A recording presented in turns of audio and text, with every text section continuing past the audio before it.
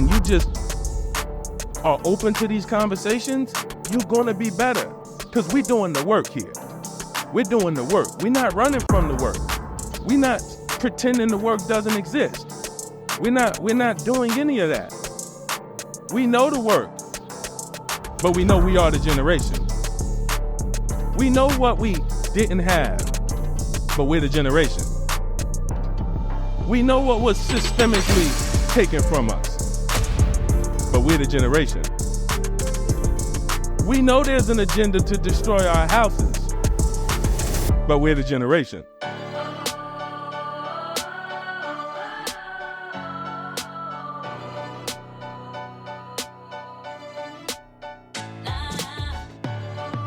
Hello, Black America.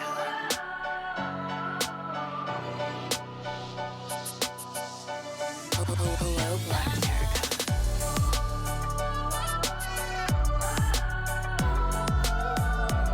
Good morning, good afternoon, good evening, wherever you are. Hello, Black America. Today we're having very candid conversation. It's going to be almost unscripted. We're going to be talking about men, women, husbands, and wives. I'm going to tell you a sad story that I witnessed on a Friday that led me to a great lesson. And I think when you hear the story, you'll see even though it starts out sad, it actually leads to a great outcome. And so I'm going to share that with you. We're going to talk social media and what companies like Meta, TikTok, YouTube, what they're actually getting paid to do. What's their agenda? I told you, we spoke in a previous episode, we talked about it. If you don't have your own agenda, you're going to fall victim or be at the mercy of someone who does. So it's important to know. I can't move further without thanking my fellas in the building. We got super producer Curtis Cheatham. How are you, sir? Great to see you. Great to see you. We got film extraordinaire, audio magician, Meraki in the building. How you feel, brother? Amen. Amen. Before we actually wrap today, we're gonna talk about mindset and what we have to overcome coming out of 400 years of slavery, coming out of 400 years of oppression. We can't act like that doesn't exist, and we're gonna use a very real historic event that happened and how the people handled that event when they came out of their slavery, when they came out of their oppression, and what happened to them. We're going to use that as a case to make sure we don't repeat what they did. So we're going very deep, very deep. Candid talk. All right, Quan, you can fade us out. Hello, Black America. I always say, listen where you listen, watch where you watch. Thank you to everyone who has listened to the first couple shows. Thank you to those of you who have rated the shows, reviewed the shows, went on Apple Music, went everywhere you listen to shows and you just typed in, hey, great job. Hey, 5 stars, love what y'all doing. Or if you had a question, everyone who sent a review in, we appreciate it. Everyone who's listening, engaging, commenting with us all over social media, we don't take that for granted. We appreciate you. So I want to tell you this story. I'm calling it a sad Friday night. So I'm going to pick up some food. I happen to be going to a spot. It's a local spot that a lot of people go to pick up food. I'm not going to say what it is because they're not paying us. But I'm in the spot and, I'm waiting for my food, right? So I see, a sister walk in, okay, paying no attention. It's not till I look up and it's maybe 4 sisters in there, different ages, all probably between 30 and maybe 45 if I had to guess. And every one of them is by themselves. That's when I noticed it. So I'm still waiting. 2 more sisters walk in. So I'm there for probably 20 minutes waiting for my food. So six sisters walk in. And it's like, what came into my spirit is, where are the men? Every one of these sisters was overweight.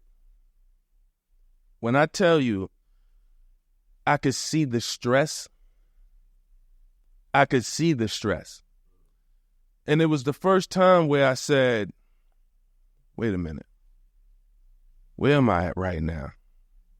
All right, what are these young ladies' potential outcomes in real life? Women, there's a good percentage of women. We're going to talk about the difference between, men, women, husbands, and wives shortly. But there's a good amount of women who grow up with the dream to get married one day. And when you look at the neighborhood you live in and you say, okay, what are my options here? What are my options here? I want to compare it to growing up in a neighborhood where everyone, or for the most part, almost everyone is doing well. So everyone from your high school, any of those people could become your potential husband. 70% of them. If they live in town, if they're relatively close, you got a good amount of people to choose from if you come from a good middle-class neighborhood or a suburban neighborhood. You're going to have a good amount of people. These sisters didn't have that. Where they're at the time, we're in Irvington, New Jersey. That's where that's where the restaurant was. I'm like, these sisters watched a lot of the men they went to school with fall off. So let's look at some real numbers. And Kawan, we'll pull them up after the show. I want to post them or whatever, we'll post them. The ratio of women to men. I'm going to say, and this is just a guess, Kawan will put up some actual things. It's got to be at least 5-1. It's got to be at least 5-1. Now, if it is 5-1, is that 5-1 based on pure numbers? For every 5 women, there's 1 man in these neighborhoods that we come from? Or is it's actually not 5-1 because out of every 10 men, 2 are going to go to jail. And out of the 8 that remain, 2 of them are going to be too depressed to get through life. And out of the 6 that remain, one of them may be, what was I thinking? There's one other circumstance. Just throw that out there. One of them may die. So let's say if it's really 1 man to every 5 women, there's really only 50% of the actual men that are even going to be able to be in the study. So it's really 10 women for every 1 man, for every 1 potential husband. That's depressing if you want to get married. If you want to get married and for every good potential husband out there, I'm competing with 9 other women. 9 of you are not going to end up with a husband. That's what the numbers say. You just don't have the choices. You don't have the numbers. And let's talk about, we didn't even talk about out of the 5, how many of those men want to be husbands? That's true. So I'm looking at this and it's breaking my heart, man. I'm sitting in this restaurant and it's like, where are the men? Where are the men? And I know, anyone knows who looks into it, why the men aren't there. We have had systems in place that hit very hard in the 70s and 80s that it seems like the goal was the destruction of the Black household, our communities. And so we know that. We can sit up here and say all day long, it's a reason. We know there's a reason. This was systemic. We didn't just wake up one day. But here's what happens. When you craft a plan to break a people, and it's a very, very strategic plan that is meant to work over hundreds of years, and it works. you have to acknowledge the fact this was a good plan. It worked. But now we're aware. So I think to understand how we get here, we have to go all the way back to the enslavement of Black people and the way in which family separation was an integral part of the slavery system. Of course, white enslavers had total authority over the children of Black parents, total authority. They legally owned their children from the moment of conception. And so they could do whatever they wanted. They could send children off to another enslaver, and they frequently did. On the auction block, which was orchestrated and governed by judges, judges could order the sale of parents separate from their children. The father could go to one plantation, the mother to another. Each child could go to a separate plantation. So there was the separation of families that was part of the slavery system, an essential part of the slavery system. I think we need to go all the way back there because it sets up this idea that Black children are better off under the supervision of white people, that Black families don't have tight bonds that are harmed when you take children away from them. The idea that Black children are better off anywhere, anywhere except for in their communities.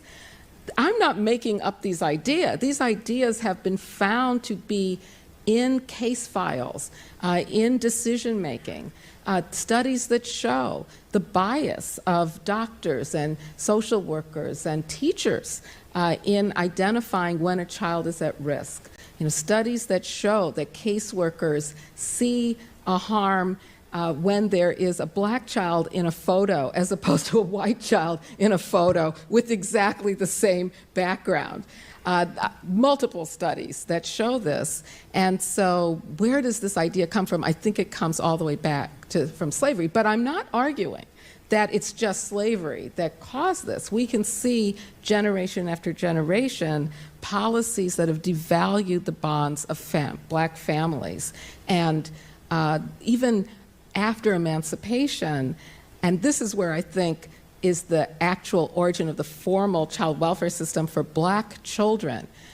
There was, as you probably are aware, a white supremacist move to reinstate slavery and to reinstate the power of white people in the South. You may have heard of the Black codes that were passed to criminalize aspects of everyday Black life so that Black people would be incarcerated, they could be put on chain gangs to work, they could be even leased out to coal mines and railroads and factories to work. And they were literally worked to death in these places.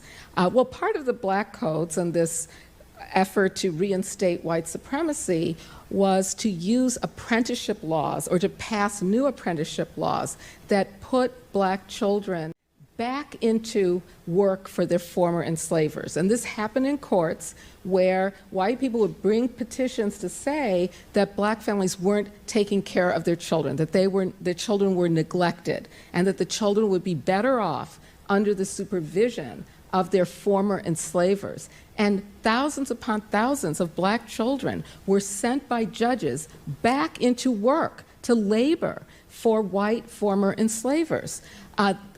That is, of course, it's not exactly what goes on now, but there are aspects of it. The idea that Black children should be supervised by others than their families. The idea that courts can use neglect statutes in order to separate Black families. Those basic ideas that were present in the apprenticeship system, we could see today.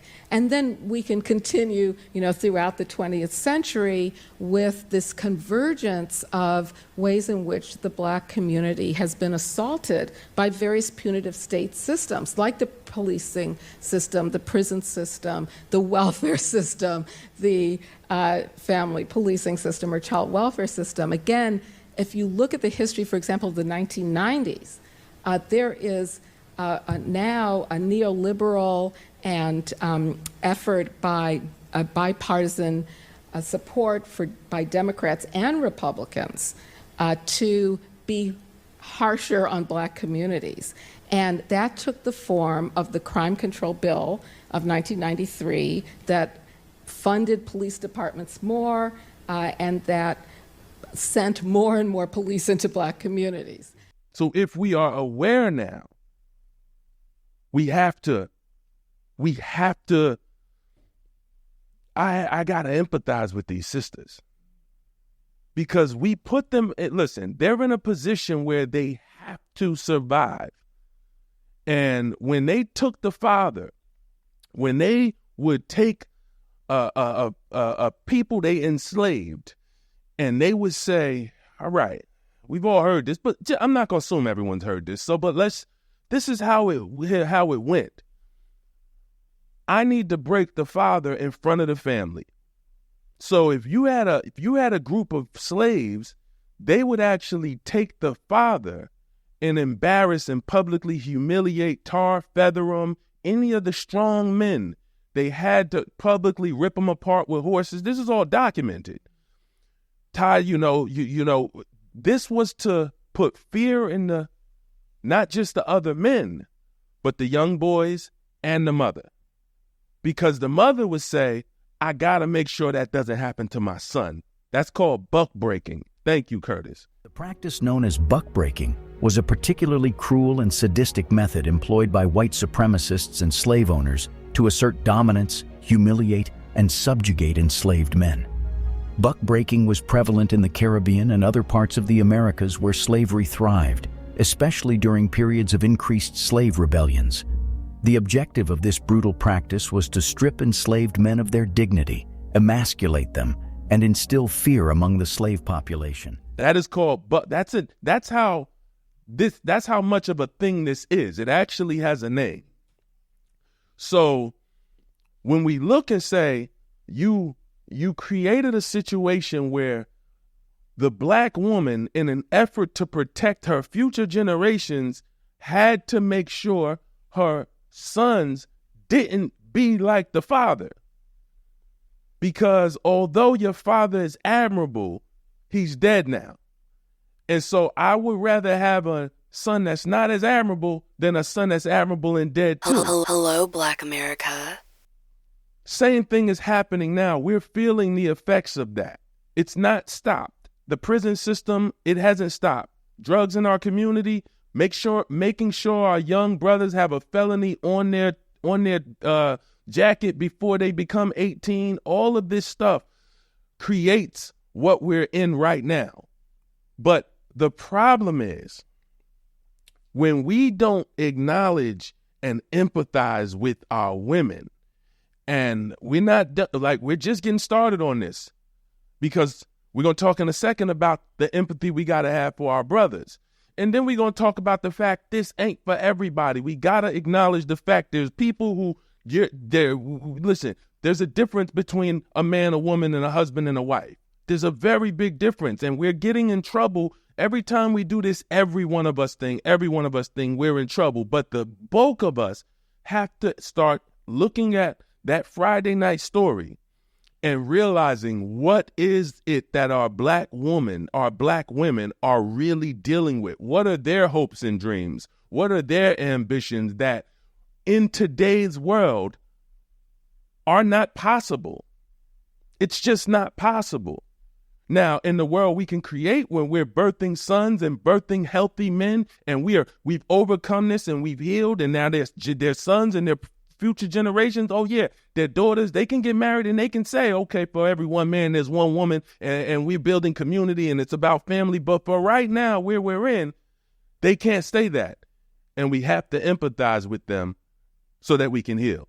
Hello, Black America. Who you know can take these syllables and tie them in a boat. Ancestors made it off the boat. Swear I need my reparations. He been dreaming way too long. The struggle I done made it from. Just because my skin golden tone, you know they think I'm dumb. Good the wheel and crew the street. Diamonds in my pack for lead. The mentals of a country boy. Hustle like an athlete. Missing sleep. Still hear the screams of the slaves. Let breath from your lips. Blood covering of your face. Yeah. Boxing full of money. Ain't no bank accounts. Don't need a loan. Whole school ride clean. Could have had hell thrown at them. Like, it's amazing to even be here. considering the plight. Now, I'm not here I'm not the one to talk to our women. That's why we're going to bring you voices that are going to be able to talk to our women. We need the people who are going to say, all right, let me talk to the sisters. Let me talk to our women. Let me talk to our future wives. Let's talk to them. Let's help them heal. That's not my role. Our role is to go find those people, bring them to you. We're going to do that. But when it comes to men, I got to talk to y'all brothers. I got to talk to my brothers. We have to know the difference between what a man is, a woman is, what a husband is, a wife is. These are very different things. I want to address, because some of you know, if you listen to the earlier show, I'm an advocate for marriage. So the first people I want to talk to are the people who really are not getting talked to right now. And that's those of you who you want to be married.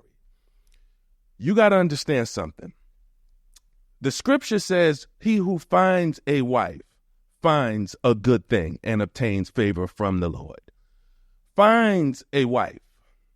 You don't make a wife.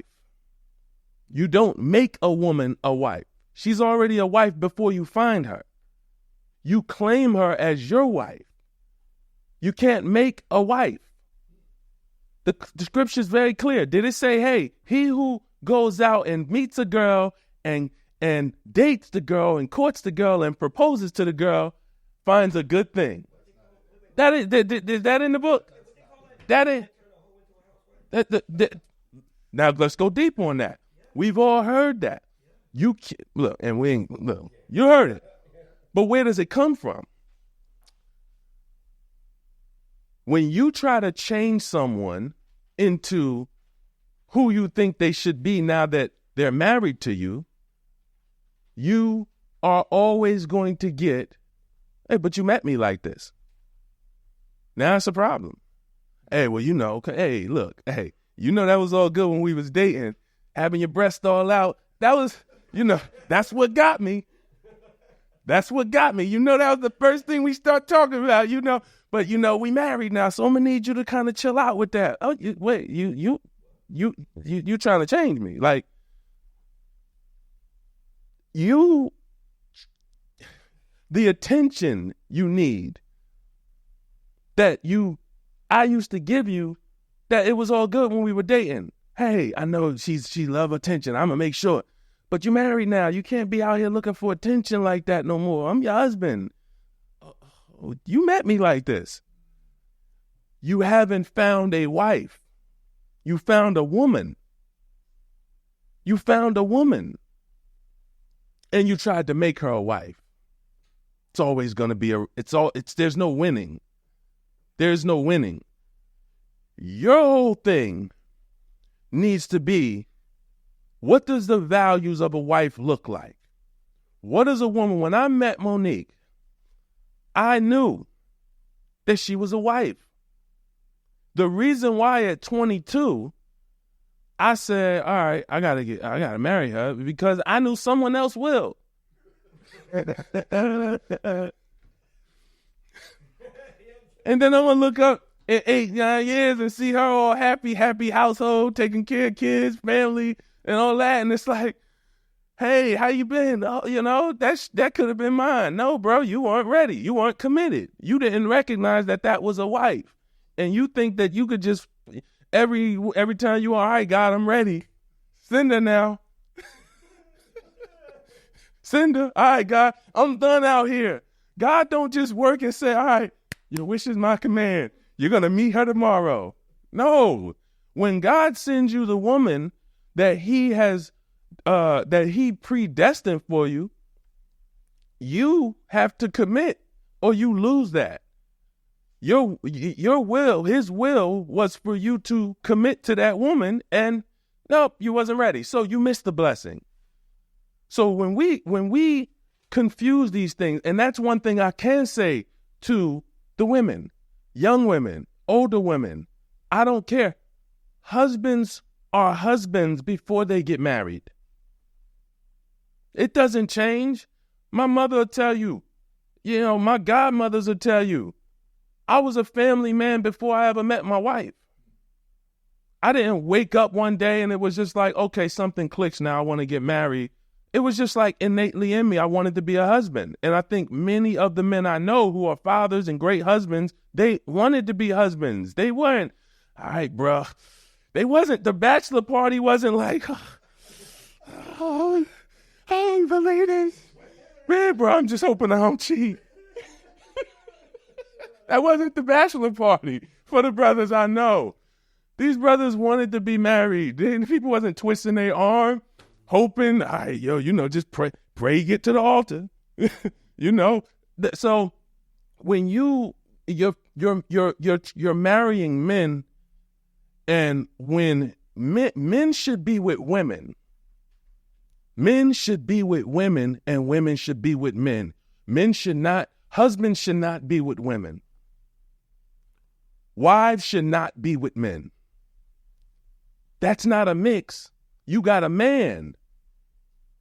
You got a man. When you are broadcasting in your prayers and your declarations what you want, I want a good man. I want a man. I want a good, you're going to get what you're asking for. You may get a good man, but he's not a husband.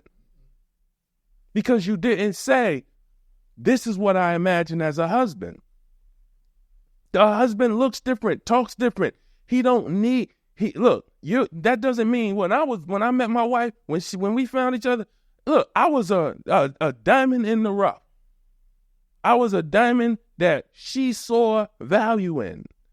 Because I believe, and this is just, this is just me. I have nothing to validate this. I have no backing to what I'm about to say. Let me just put that out there. Okay? I believe most men's lives are not going to unfold until they meet a great wife. It ain't hitting. It's not going to unfold until they meet a great life. My life, when I look back at what my life was, and even I don't even want to imagine it.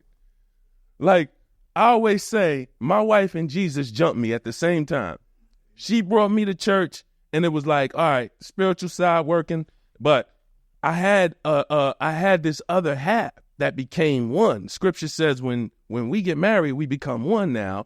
And yes, we had to learn each other. We had to learn a lot. We're going to talk in a future show about physical, mental, emotional, and spiritual connections, because we get too tapped into physical. We'll need an entire show to go deep on this. But I'm going to give you a little, what they call an appetizer, of what, when we get to talk about this, we'll talk about this, because I can say that as someone who's happily married 18 years, and I know my wife, praise the Lord, is happily married 18 years. We get happier and happier. Why? Because we're growing in the areas that have no ceiling. Physical has a ceiling. It eventually goes backwards. So you literally get to a point where physically you've hit that ceiling and now there's a decline. I'm not going to look as good as I look now at 80. It's just not going to happen. I can look good for 80, but I ain't going to be moving the same. You get what at some point it's it's called the law of diminishing returns. So you can put the same outcome in, the same stuff in, but the returns you're getting on it goes down. Physical goes down. Your wrinkles. It's gonna happen. Emotional, there's no limit. And watch this. These areas where there's no ceiling, that's usually what takes the longest to develop. Emotional connection, feeling what you feel. I feel when you're upset. I feel when something's off. Mental connection. Hey, what are we actually interested in? What are the similar things that we've learned over time we like? It could be the specific shows we like to watch, the things that make us laugh, like hobbies we have, little sayings we have, like we can set mental connection. No ceiling on that. Spiritual connection. You growing in God's purpose for your life, me growing in God's purpose for my life at the same time. There's no ceiling on that. So as my wife grows with God, I am like, how do you leave someone that's growing with God? How do you look at your wife or husband and say, man, God using them? I don't think I'm supposed to be in this. Man, I love the work God is doing with my wife. Man, I think I might have to let this thing go. No, as you see your mate growing in these areas, it's like, wow, the marriage is getting better. She's more patient. I'm more patient. So the physical. So when we look at what you envision, you have to, remember that game, No Whammies? Remember that game? Remember the game, No Whammies? And like, you be hitting that chunk and it's like, you get that monster. Hey, when you go out and you are searching for a wife, but you are not consciously aware that the scripture says you find her, you don't make her. She's revealed to you. She is who she is before you meet her. Minimal changes. Changes come from, I want to be better in my relationship. I want to be better. I want to understand better. Those are the changes. It's not, oh, I'm dressing too. Bruh, you going out with your chest out. You know, we on the, like, you know, hey, you always wear the tank tops. It's like you know all the girls come in, look at your biceps and all that. Cause you know, chill, you married now, you a husband. Those are the changes you don't want to be making. These are, you're trying to change the person. And so when you meet a husband, when you meet a wife, they're going to naturally be committed to what needs to happen to make the marriage better. Husband, wife. Don't land on a man. Don't land on a woman. How the heck did I end up in this? She was so good when we was dating. You landed on a woman and you married her. Don't marry women. Let women, and women, listen, you out there, I got no desire to be married. Deshone, you saying exactly what I be saying. I don't even want to get married. You need to be with some man who doesn't want to get married. And y'all have all types of fun together. Y'all just go and have a good time. Don't fall in love. Don't, you know, I ain't gonna let y'all, you know, y'all do what y'all think. Y'all might love each other. I ain't gonna judge you. Y'all might be in love for 20 years. We never get married. We never wanted to. We made it clear. We didn't want to get married right from the start. Perfect. Go lock up with each other, have a great time, build a great life. But don't be the wife who wants a man or who wants a husband and gets a man, and don't be the man who wants a wife but gets a woman. Hello, Black America. Since 2020, I've been showing people everything car dealers like the one I'm standing in front of don't want you to know about car buying. Things like you don't need a down payment to get a great deal, you don't need to be a great negotiator, and you definitely don't need to spend more than 30 minutes in a car dealership. I spent 14 years in the car business, 5 with Mercedes-Benz, 5 with General Motors, and I just released my new digital book, Cars from Home, 7 Steps to Saving Time, Money, and Avoiding Dealerships. It's already 5-star rated, and I want the entire Hello Black America audience to have a copy at 75% off. So go to carsfromhomebook.com, use promo code HBA as in Hello Black America, and don't forget to send me your success story. All right, so it's a lot of people talking now that are very cool, that they're not going to be cool in 10, 15, 20 years. They're not. And I don't know if they know that or not. Content is going viral. The messages they make are going, you know, they might be making money, they might be influential, what have you. The point is, it is not going to look like that in 20 years because their message is not going to age well. The message is right for now. But when that brother says to you, you don't want to marry nobody, these women ain't nothing, this is what we're seeing right now. And this is literally why I want to talk about the agenda when it comes to social media. And, you know, without social media, I wouldn't have a company. So, you know, outside of Hello Black America, I have a company that's, you know, we focus on digital education and, you know, we run off social media. That's our entire brand. So I am not against social media at all. The gun is going to, there's going to be a different outcome with the gun based on how the gun is used. The gun can be used to protect, it can be used to defend, it can be used to murder. So it's not social media in itself. It is, what is it doing? How are we using it? And is it benefiting us? So we got people who, if I wanted to go viral right now, hey, listen, you know, hey, forget these modern women because, listen, all these modern women want to do is take your money, and marriage is a business and all of this stuff. And I can't even spew it because they've spent so many years taking that in. It's in the heart. So it just comes out naturally. And is there some truth there? Sure. Everything that is, it's not based in a lie. It's just what they choose to do is take a specific topic and exploit it to the point where we think all women are like this. It's young brothers who are listening to men who think, these are the people I'm hearing from more than people in my community. I only got 2 people I know been married.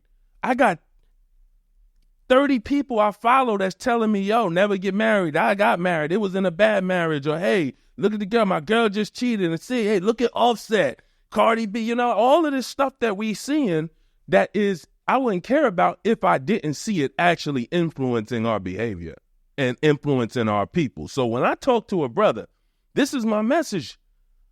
Bro, if you could see what that dude's life is going to look like when he turns 50, you wouldn't be following him. See, that's all good when you 20 and 30 and you want to be out there and you floating around and you like, I'm going to focus on making money. I'm going to focus on me. I'm going to focus on, you don't realize you're also fulfilling prophecy. There's a prophecy that said in the latter days, men would forbid to get married. That's the book of Timothy. You're fulfilling, and I love Hoshua always says that. We had Hoshua Mariel on last episode, and he always says, everyone is fulfilling prophecy. It's just what prophecy are you fulfilling? So when you don't realize, these people don't realize when they say, hey, forget the family, forget, this, focus on getting money, get money first, and then go back later. They don't realize that they're actually keeping the same systems that destroyed the family in the last 70 years, that attacked the family, then destroyed it, they're keeping them alive. This is neo-family destruction, new age family destruction. All of these guys are literally making they're gaining their influence and they're building their platform with what we are going to label today neo-family destruction. Old school ways, they did it. They did it systematically from the outside. They did it. They planted the drugs in our community.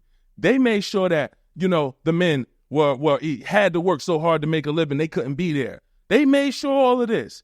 But now it's those within our community that's actually destroying the family. It's influencers, young guys that have whole shows, and they don't realize what their goal is. But I can see what their goal is, whether they know that's their goal or not. Hey, you're destroying families, right? Because if I was to ask them, what's your goal? That's one of the big questions. We're going to have a lot of people on, and one of the biggest questions you got to know that I'm going to ask is, what's the goal? What's your goal? Because your goal, I could either get behind or I can't. But when I see your outcomes, I got to ask, what's the goal? Popularity? You hitting that. What's the goal? But do you realize that you have a goal that you're hitting that you don't even know you have, destroying families? Because you're making brothers say, I'm not going to get married. You're making brothers who want to get married, who thought about it, who saw happy families say, I don't, that was back then. This is the first generation of people who don't want families. First generation. We've never seen that before, where this is the first generation that are promoting they don't want families. They don't want kids. They don't want a happy household. And let them do their thing. But just realize, when they're 50, when they're 40, and they get that pain in their chest, and nobody knows that they have high blood pressure. They don't even know. See, your wife gonna know. Your wife gonna know. It's like Sinbad. I heard Sinbad say, shout out to Sinbad, one of the legends. He said, listen, y'all were dating these young girls. Listen, I need a person that I'm gonna date that know the signs of a stroke. I I need a woman that got my blood pressure medicine in her purse. What happened? He said, like, you got to watch that clip. Watch that clip of Sinbad. Beautifully well told, hilarious about what we out here getting and what you're going to have as you get older. See, you dating all these people, bro, it looks good. Alpha male, high value man, looks good. Good for views, good for Instagram pictures, good for all of that. But you're not going to have the pictures when you're putting your key in your door and that house is dark and you starting to get tired. You done went on 8 dates this month.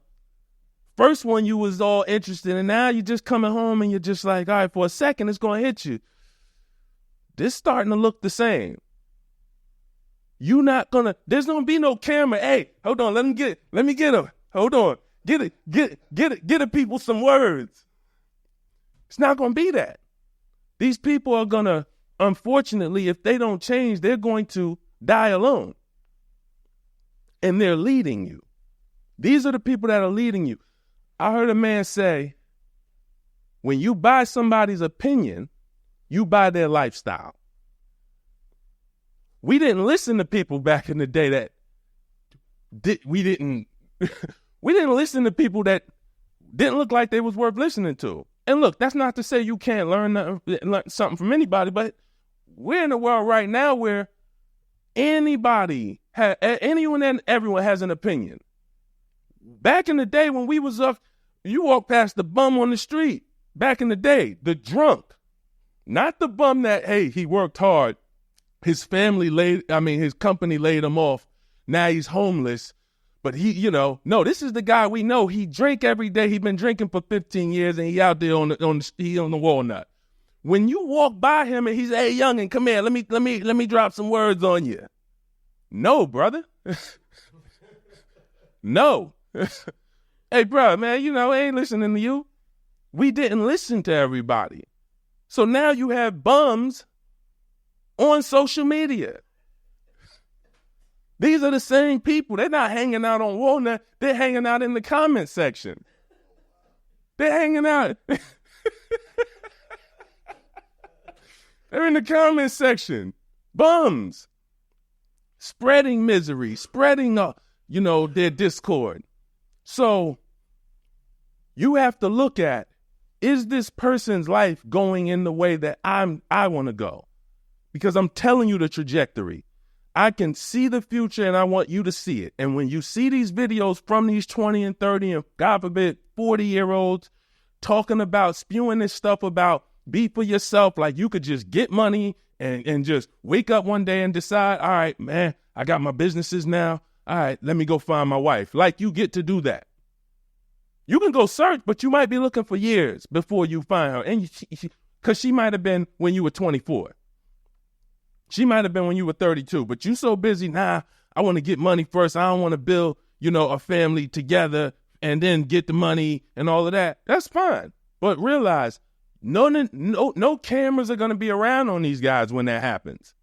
If we could, listen, hello, Black America, we might follow these guys. We might do a report 15, 20 years from now. Hey, I noticed, sir, you had 3 million followers back in 2024.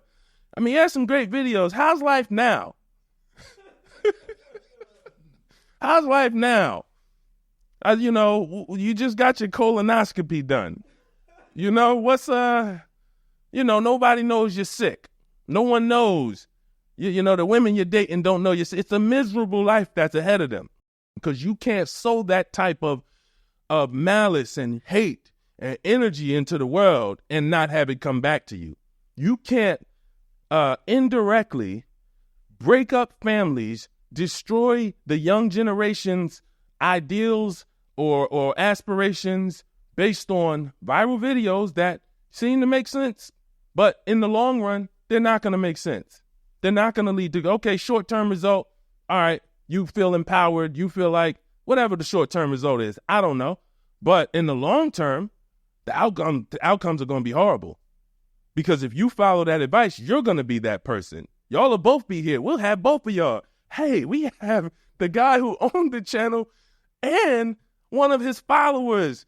Both of y'all did this. Are any of you happy at 61? Misery. And that's the part they're not going to tell you. So it's my job, young brothers. It's my job, older brother. I don't care who you are. Look at who you're listening to. Fast forward their life, not your life. It's easier to fast forward a person's life than your life sometimes. Look at, all right, if they keep this up, where are they going to be at? These are the problems. And I'm here and I take it very, very personal. This subject is personal. And so when you hear me talking about these things, this is something that I love talking about. Any of the brothers that I meet on the street, listen, brother tell me, hey, yeah, man, how you do? You in a relationship? Yeah. You still, how long you been with your lady? Man, we've been together about 3 years. Why haven't you married her? Man. And we'll sit there and we'll have a conversation because I'm either going to find out one or two things. Either you're a husband and you're scared and we can help you through that, or you're not a husband and you're wasting this girl's time. You're tying up her life. Is she a wife? That's what I asked. Hey, before I say, why haven't you married her? I said, is she a wife? Is she like, she has the values of a wife? Just the way she carries herself, respect. Yeah, man, she's great. Why haven't you married her? See, we're going to wrap with this. When you see, God holds the man accountable. You might not like to hear that, but Eve ate the fruit. Who did God come to? Eve ate the fruit. God said, Adam, let me holler at you. Adam, come here. Let me talk to you. And so God looks at the man to be the head. He looks at the man to be the head. You don't have to say you're the head. The head doesn't need to say it's the head. It's just the head. It's just the head. But when you haven't taken that position with love and with empathy and with understanding and with God leading you, you're not going to have the life you want. This is what we have to move to. So don't let me hear anybody talking about all of this, yeah, what's up, king? What's up, God? You a God. You a king. Hey, look, I'm very tough on men. In love. Brothers, no, I don't play. We don't need that. When I talk to men, this is how we talk. Bro, you a king? You a God. We gods. Create a family then. Mm. How you a king and you can't create a family? You a God? You a God? Okay, God. Create a happy household. Hello, Black America. Hello,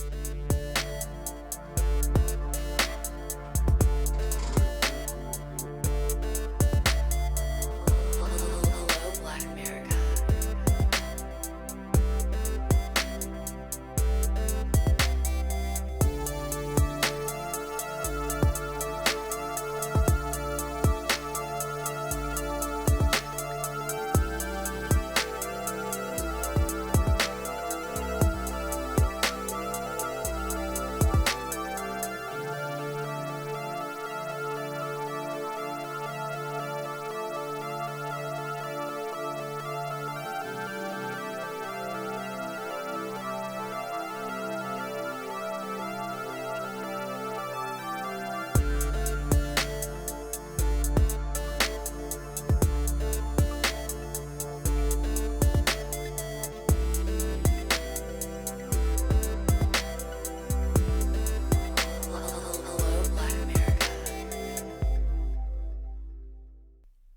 There's something that happens when you've come out of 400 years of oppression.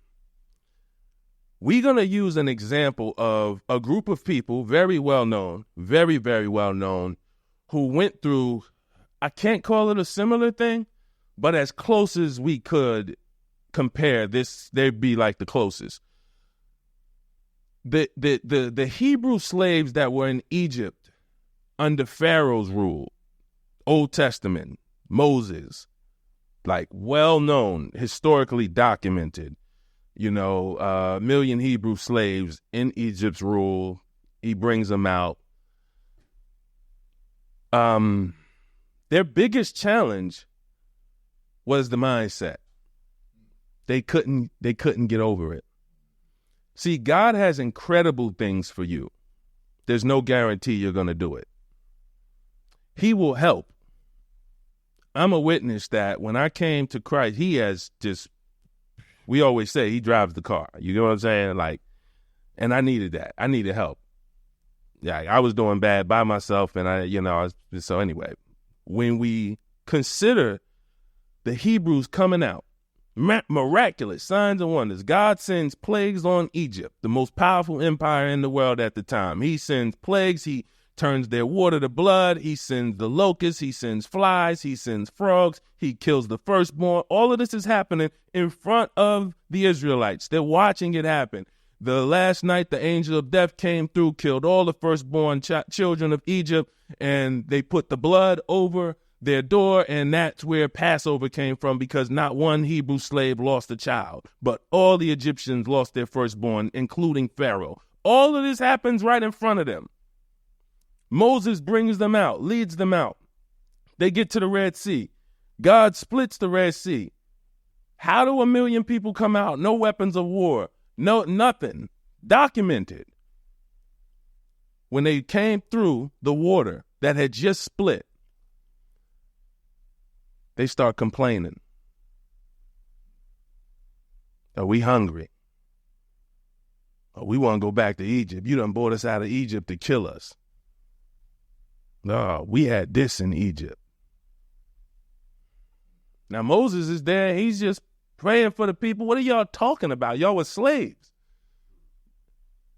Here's the most serious part, and what we have to realize, and why we're in a tougher position than them. And we have to pray that we don't lose the people they lost. They were only enslaved for, historians say, about 120 years. They were only in Egypt for about 215 years. When you look at the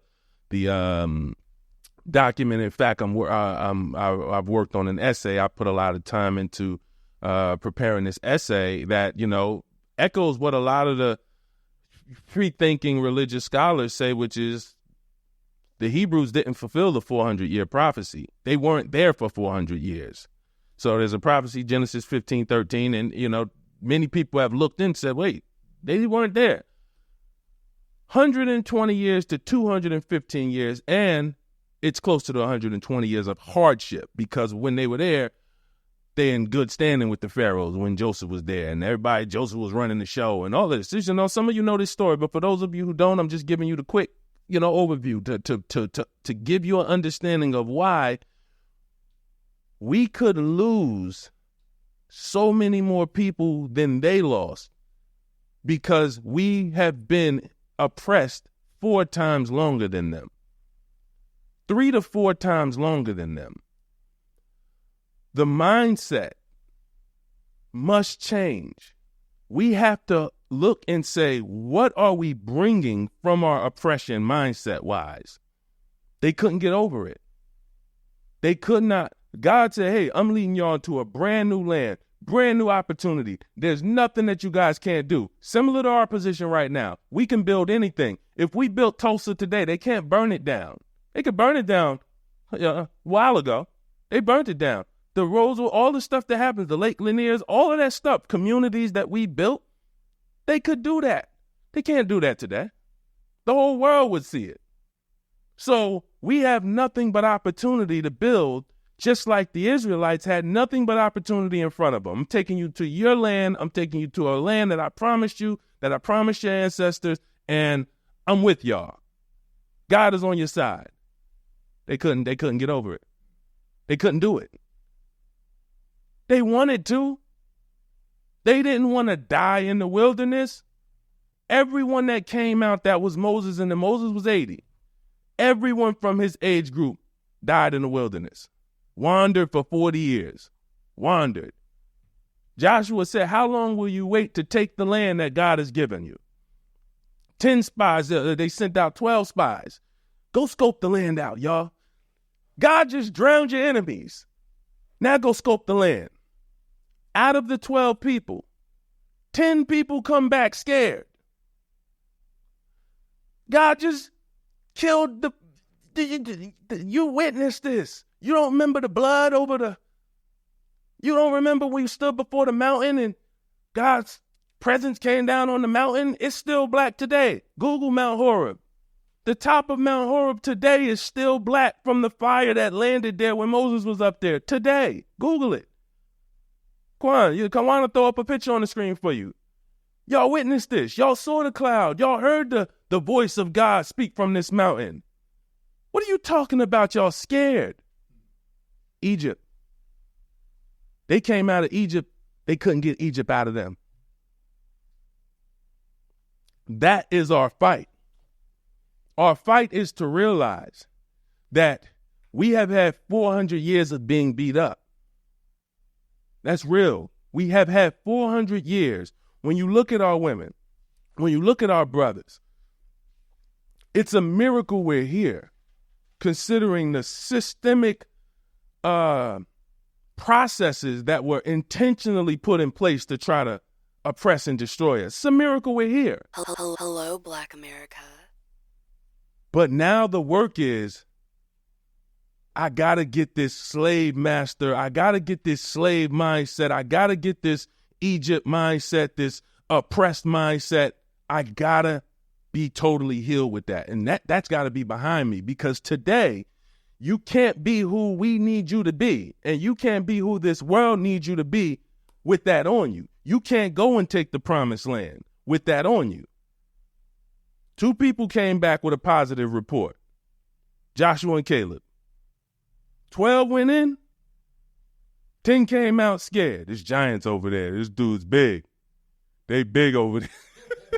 Yo, them dudes is like, we like grasshoppers compared to them. Joker's scared. Joshua and Caleb say, oh, we could take this land. What are y'all talking about? But it was the 20-year-olds. They didn't have the time to be conditioned like the older generation. So when I look at the younger generation, when I look at the Joshuas and the Calebs, I say, I know it's written for y'all to do it. I know it's written for the 20-year-olds to do it. But what I'm praying is that our generation does it with y'all. And the only way that we're going to be able to do it with y'all is to work on our hearts, our mindset, our love, our forgiveness. See, you could do anything in any of those things I just named. You could do anything you want to do. Love, forgiveness, grace. You could go out and change the world. Hello, Black America. You could change the world. Doesn't matter whatever you went through. Everything you went through doesn't matter. Helen Keller, and I don't know much about her. I know she had a pretty hellish life. She ended up doing some things. She ended up making an impact. Now, if I'm wrong and she was actually evil, then because sometimes, listen, I don't know much. Listen, I'll always admit to y'all when I throw something out there and it's like, oh, I don't got all the information on that.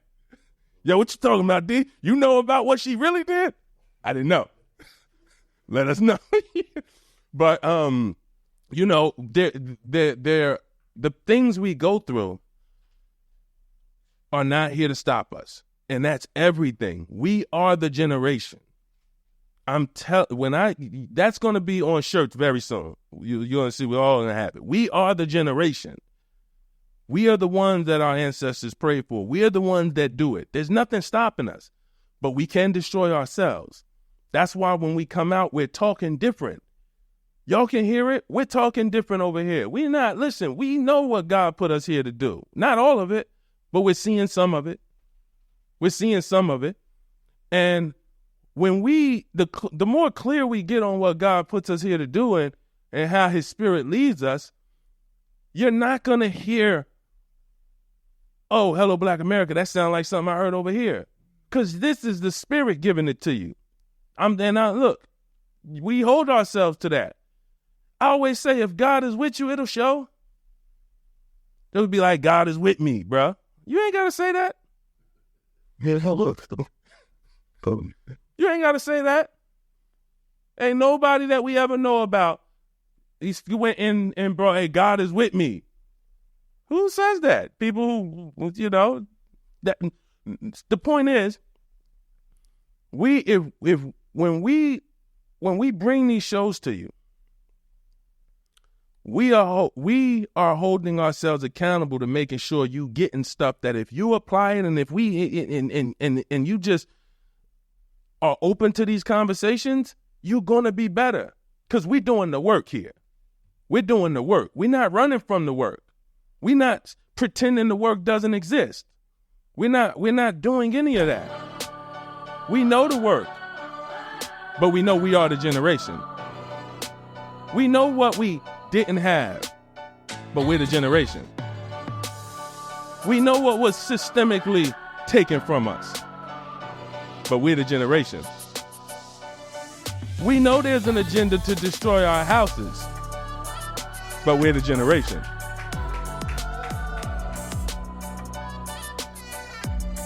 Everywhere you watch. Everywhere you listen. We are gonna meet you where you're at. This is the name of the game. Shout out to Africa. We coming. Listen, what you're getting is the segments. See, we got all of these umbrellas, but they all fall under a couple umbrellas.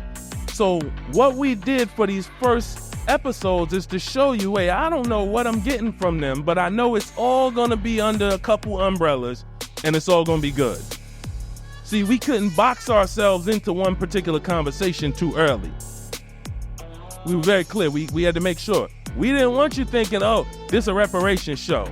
This a Africa show. This a community show. This or this show. No, there's no box. Anything our people need that we look and we say, hey, we know this is a problem. We got to supplement that. That's Hello Black America.